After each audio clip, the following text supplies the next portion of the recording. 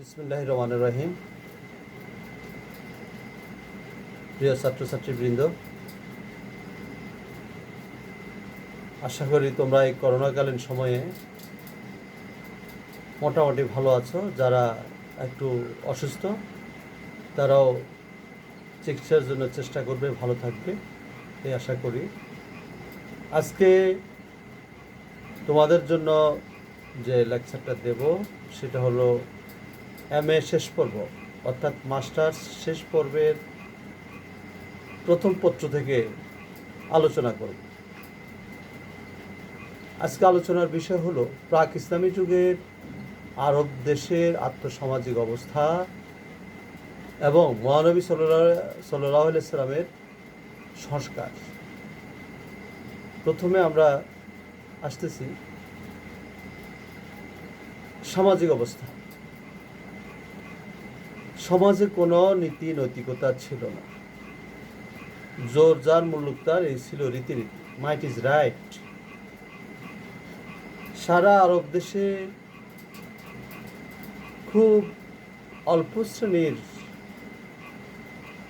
বলতে গেলে হাতে গোনা কয়েকজন ধনিক শ্রেণী ছিল, কিছু ব্যবসায়িক শ্রেণী ছিল, আর অধিকাংশ যাযাবর পৃথিবী। সমাজের অবস্থা এত করুণ এবং এত শোচনীয় ছিল,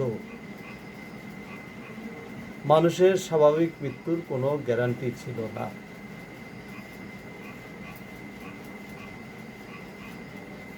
কারণ আগে বলেছি, জোর যার মুল্লুক তার, মাইট ইজ রাইট, এটা ছিল তাদের রীতিনীতি। একটা লোক সকালে ঘর থেকে বেরিয়ে গেলে সন্ধ্যা যে সে ফিরে আসতে পারবে, এরকম স্বাভাবিক মৃত্যুর কোনো গ্যারান্টি ছিল না।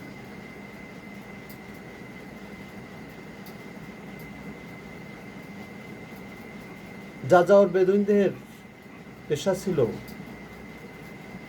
লুণ্ঠন, দস্যুবৃত্তি।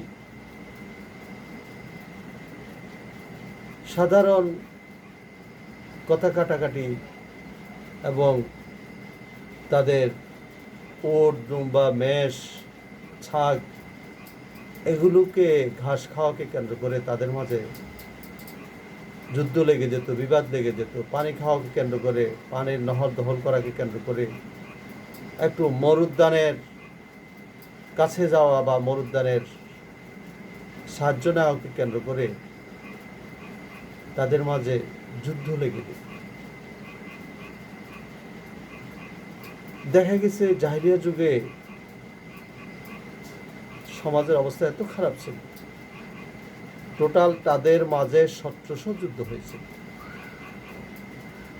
এমনকি বনু বকর এবং বনু তাগলিব গোত্র, যে হজ্জের সময় যে 4 মাস যুদ্ধ বিগ্রহ নিষিদ্ধ ছিল, সে সময় বনু তাগলিব গোত্রের 2 জন ব্যক্তি কাবাঘরে আশ্রয় নেয়, ওখানে তাদেরকে হত্যা করা। এই জন্য এটাকে কোরআনে হরবুল ফুজ্জার বলা হয়েছে, ইতিহাসে এটাকে হরবুল ফুজ্জার বা আইয়ামুল আরব, আরবদের দিন। কথায় কথায় যে তারা মারামারি, কাটাকাটি বা যুদ্ধ লেগে যেত। এই জন্য হরবুল ফুজ্জার বা অন্যায় সময়, খারাপ সময়, ইয়ামুল আরব, আরবদের খারাপ দিন সময়, এই সকল তাদের মাঝে ছিল।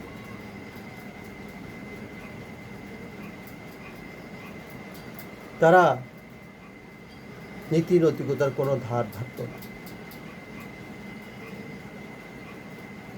এবং তাদের মাঝে একটা জিনিস বেশ প্রবল ছিল, যে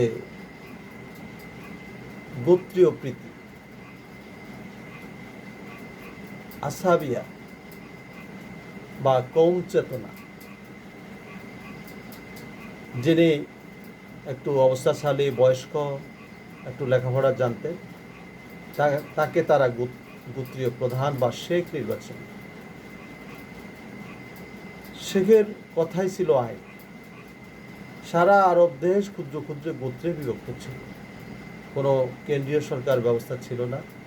কোনো কেন্দ্রীয় প্রশাসন ছিল না, এবং এটা একটা তারা যাযাবর বেদুনরা বল্গাহীনভাবে জাহিলিয়া যুগের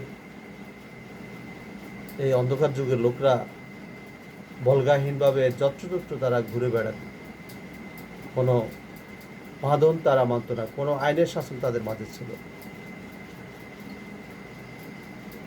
গোত্রপতি বা শেখ যদি বলতো অমুকের মাথা কেটে নিয়ে আসো, তারা তাই করত। এক গোত্রের লোক আরেক গোত্রে যেতে পারত না। যদি গোত্রপতি অনুমতি দেয়, তাহলে একটা লোকের এই গোত্রের একটা লোকের শরীরে কিছু অংশ কেটে দিলে যে রক্ত বের হবে, এই রক্ত চুষলে বা এক পাতে খাওয়া খেলে গোত্রপতি যদি অনুমতি দেয়, তাহলে সে ওই গোত্রে ঢুকতে পারবে, নচেত সহজে গোত্রে ঢুকা যেত না। এবং গোত্রের মধ্যে তাদের বিয়ে শাদী হতো, অন্য গোত্রের সাথে তাদের সম্বন্ধ ছিল না। এবং এই গোত্রপতিরা অনেক সময় কাবাগরের পাশে তাদের একটা হলঘর ছিল, দারুন নদওয়া, সেখানে বসে তারা সলা পরামর্শ মিটিং করত। এবং তখন তাদের মাঝে দারুল মালা নামে একটা মন্ত্রণা পরিষদ ছিল, এবং হজ্জের সময় লেওয়াকে পতাকা বহন করবে, সেকাকে পানি খাওয়াবে, কে অভ্যর্থনা জানাবে, কার দায়িত্ব থাকবে, এই সকল কিছু তাদের মাঝে ছিল। এগুলো গোত্রপ্রধানরাই ঠিক করত, এবং কাবাগরের সেবায়েত কে থাকতো তার উপর পুরো দায়িত্ব ছিল।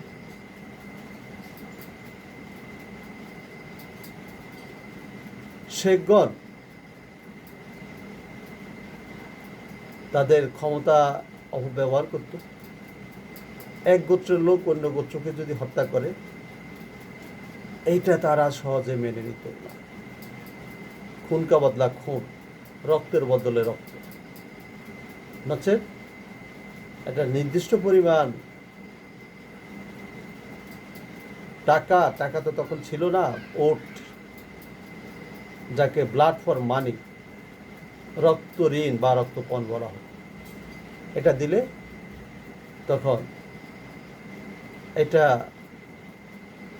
প্রতিশোধ আর নেওয়া হতো না। এবং এই প্রতিশোধকে কেন্দ্র করে, যুদ্ধবিগ্রহকে কেন্দ্র করে তাদের বংশ পরম্পরায় যুদ্ধ লেগে থাকত। যেমন বসুসের যুদ্ধ 40 বছর ব্যাপী ছিল। বনু তাগলিব গোত্রের সাথে বনু বকর গোত্রের সাথে যুদ্ধে লেগেছিল। অন্যান্য গোত্রের যুদ্ধ সাধারণ মাদি ওটকে প্রহার করাকে কেন্দ্র করে তাদের মাঝে যুদ্ধ লেগে যায়। পিতা মারা গেলে তার সন্তানকে ওসিয়ত করে যায়, তুমি বাবা ওই গোত্রকে ছাড়বে না। এভাবে বংশ পরম্পরায় তাদের মাঝে যুদ্ধ হতো। এটা ছিল আইয়ামুল আরব।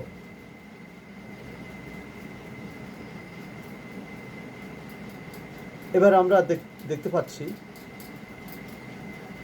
তারা এত নিষ্ঠুর, এত জঘন্য ছিল। তারা কন্যা সন্তানদেরকে জীবন্ত কবর দিত। কন্যা সন্তান জন্মগ্রহণ করলে পিতার মুখ পাণ্ডুর মতো হয়ে যেত। কন্যা সন্তানকে তারা অমঙ্গল বা পাপের চিহ্ন মনে করত, এবং তাকে জীবন্ত সমাধি দিত। তাছাড়া তারা মদ, জুয়া, হেন কোনো খারাপ কাজ তাদের মাঝে ছিল না, তারা করত। দাস দাসীদের অবস্থা ছিল আরো জঘন্যতম।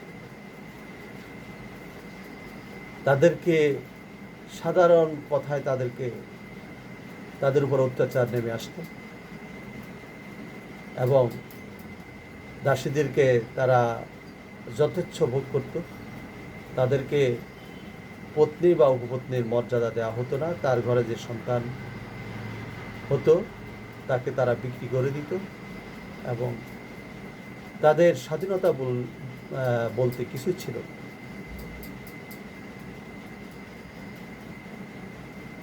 সুদ প্রথা এত বেশি ছিল, তারা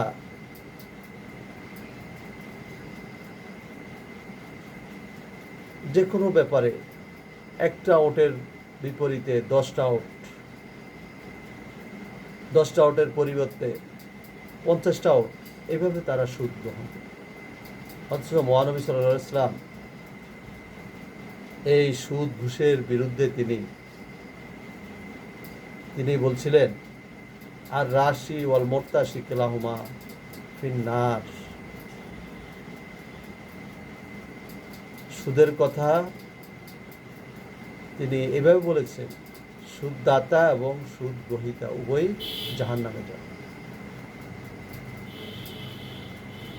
ঘুষদাতা এবং ঘুষ গ্রহীতা উভয়ই জাহান্নামে যাবে। এবং সুদের কথা বলছে এটা হারাম আর রিবা।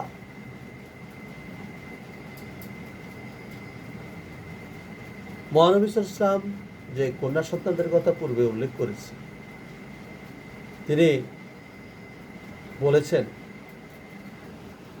কন্যারা মায়ের জাত, কন্যারা কল্যাণময়ী, কন্যারা মহিমাময়ী এবং যার পরপর 3টা কন্যা সন্তান হবে এবং তাকে দিন শিখাবে, সে মা বাপ অবশ্য বেহেশতে যাবে, জননীর পদতলে সন্তানের বেহেশত। এই সকল বলে তিনি নারীদেরকে যে উচ্চাসনে বসিয়েছেন, যেটা পৃথিবীর আর কোনো ধর্মে দেখা যায় না। যেমন ইসলামে বা মহানবী ইসলাম বলেছেন, নারীরা তার পিতা, তার ভ্রাতা, তার স্বামীর সম্পত্তির অংশীদার হবে। এর জন্য আমরা দেখতে পাচ্ছি এই সিস্টেমটা অন্য ধর্মে আমরা অনুপস্থিত দেখছি। কুসংস্কার এবং নিষ্ঠুরতা, তাদের মাঝে এরকম কুসংস্কার ছিল। তারা সকালে ঘর থেকে বের হওয়ার সময় তাদের যে নির্দিষ্ট জায়গায় যেখানে দেয়া আছে, যেখানে মূর্তি রাখা হতো, ওইখানে তীর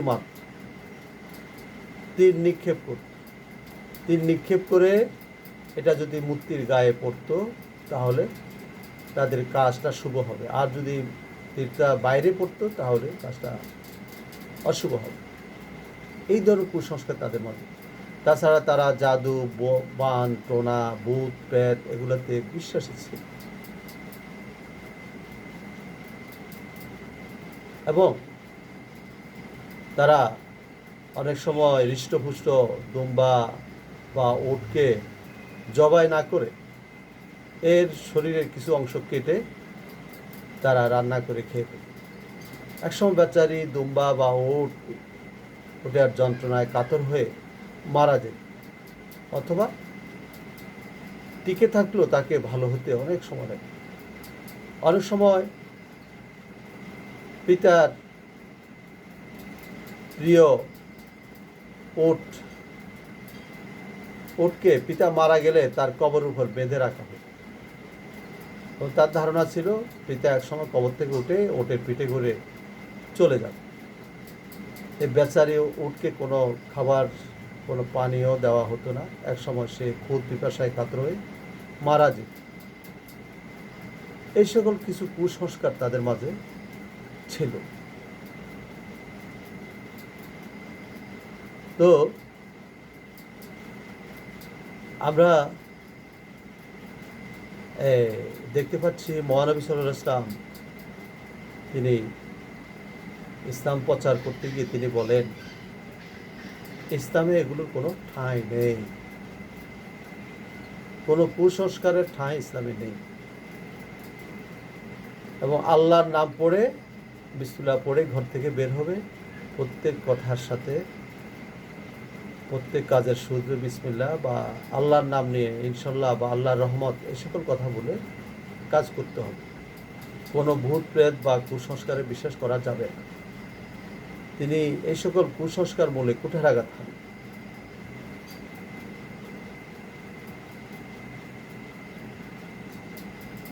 এবং এক একজন আরবের দেখা গেছে বহু পত্নী থাকত, এবং একজন নারী বহু বিবাহ করতে পারে,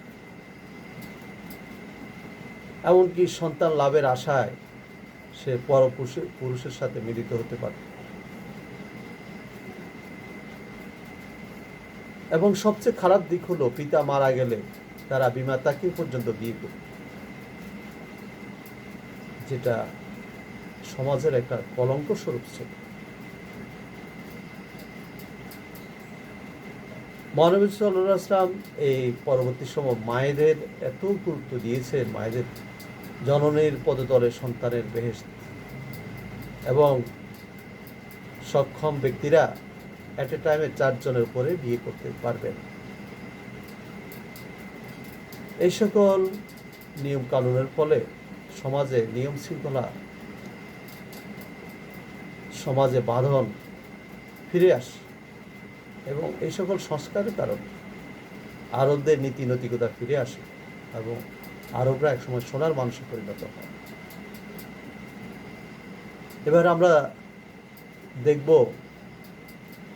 এত কিছুর পরেও আরবদের কিছু সদ্গুণ ছিল। সেটা কি? তারা কথায় কথায় শ্লোক বলতো, প্রবাদ বাক্য বলতো। তারা তাদের পূর্বপুরুষদের বংশ তালিকা 100 পূর্বপুরুষদের পর্যন্ত নাম তাদের মুখস্থ থাকে, এবং তারা কথায় কথায় কবিতা বলতো, কবিতা আবৃত্তি করত, এবং তারা ছিল অতিথিপরায়ণ। চরম শত্রু তার বাড়িতে যদি আশ্রয় নিত, তখন তাকে তারা হত্যা করতো না, তাকে আশ্রয় দিত। এবং সে জাহেলিয়ার যুগেও তারা মহানবী সাল্লাল্লাহু আলাইহি ওয়াসাল্লামের শৈশব অবস্থায় তাকে আল আমিন বা বিশ্বাসী বা উপাধি দিয়েছিলেন, এবং তার কাছে তারা অনেক কিছু গচ্ছিত রাখত।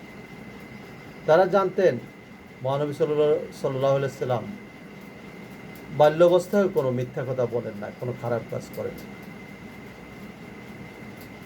এই জন্য দেখা গেছে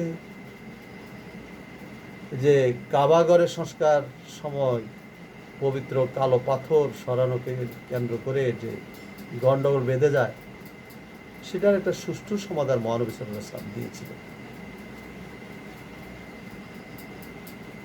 এবার আমরা অর্থনৈতিক অবস্থা আলোচনা করি। অর্থনৈতিক দিক থেকে আসলে আরবরা তেমন একটা উন্নত ছিল, কারণ পুরো আরব দেশের অধিকাংশ জায়গা ছিল শুষ্ক, রুক্ষ, মরুময়। এখানে হেজাজ এবং তার পার্শ্ববর্তী এলাকায় কোনো ফসল বা কোনো ফল গাছ তেমন একটা বললে তেমন একটা ছিল না। যে একটা খেজুর গাছ ছিল,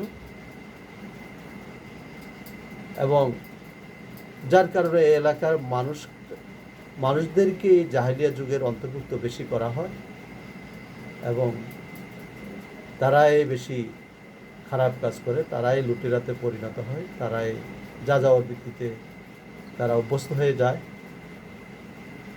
ইংরেজিতে একটা কথা আছে, poverty is the crime of mother, দারিদ্র্যই পাপের প্রশ্ন। তো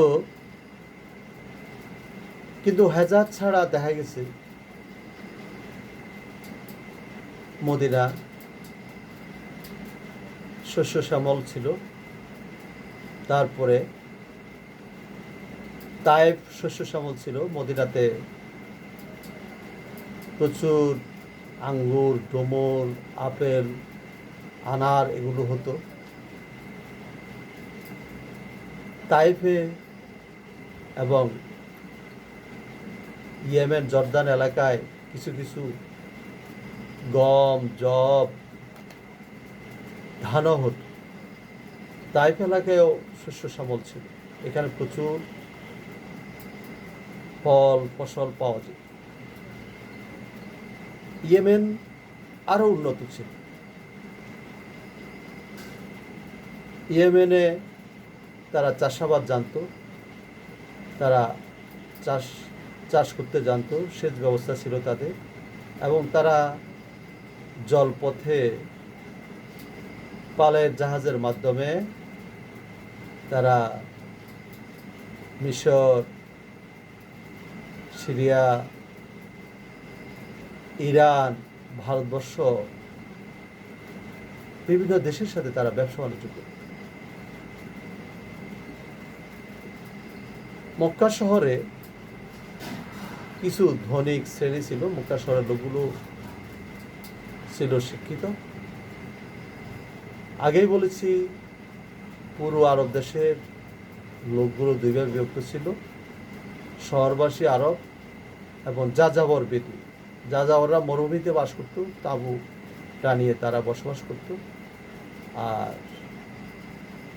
শহরবাসী আরব তারা মক্কা শহরে বসবাস করত, তারা ব্যবসা বাণিজ্য করত, এবং বিশেষ করে হজের সময় তাদের ব্যবসা বাণিজ্য বেশি চলত, এবং তারা মূর্তি বানিয়ে বিক্রি করত, বিভিন্ন পণ্যদ্রব্য বিক্রি করত। ইহুদিরা সুদ ব্যবসার জনক, তারা সুদের উপর লগ্নি করত, এবং তারা সিরিয়া থেকে ইরিনা নামক এক প্রকার মদ আমদানি করে এখানে বিক্রি করত। এবং সে আমলে জাহেলিয়া যুগেও আরবে একজন ধনাঢ্যা রমণী ছিলেন বিবি খাদিজা।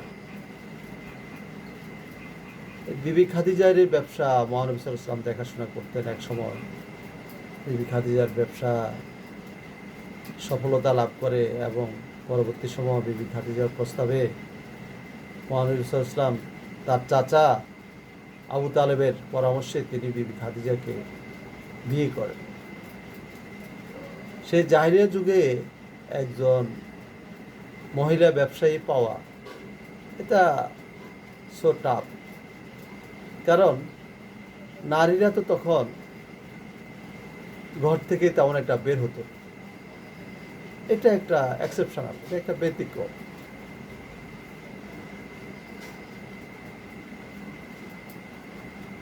তো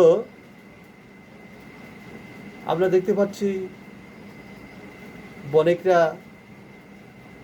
স্থলপথে সিরিয়া, মিশর এই সকল দেশে ব্যবসা বাণিজ্য করত, আর জলপথে তারা পারস্য উপসাগর,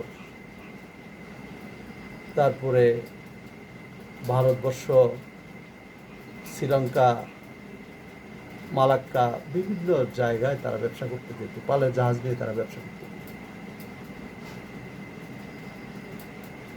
এবং অর্থনৈতিক দিক থেকে আসলে তারা কম উন্নত ছিল। তারপরও যারা ব্যবসায়ী ছিল তারা এই সকল কাজগুলো করত, এবং আরবের অধিকাংশ লোকই ছিল অশিক্ষিত, যাযাবর, বেদুইন, এবং তাদের জীবিকার ব্যবস্থা ছিল লুণ্ঠন, এবং তাদের উট, তাদের পশুপালন, ওটের দুধ বিক্রি, ওটের লোম বিক্রি, ওটের বড় হলে বাচ্চা বিক্রি, এভাবে তারা তাদের জীবিকা নির্বাহ করত। এবং মরুদ্যানে খেজুর পাওয়া যেত, খেজুর খেয়ে তারা জীবন ধারণ করত। তো মোটামুটি আজকে তোমাদের ক্লাস এইখানে শেষ। ইনশাল্লাহ আগামী ক্লাসে তোমাদেরকে অন্য লেকচার পড়াবো। তো তোমরা লেকচারগুলো দেখবে। আজ এই পর্যন্তই। খুদা হাফেজ।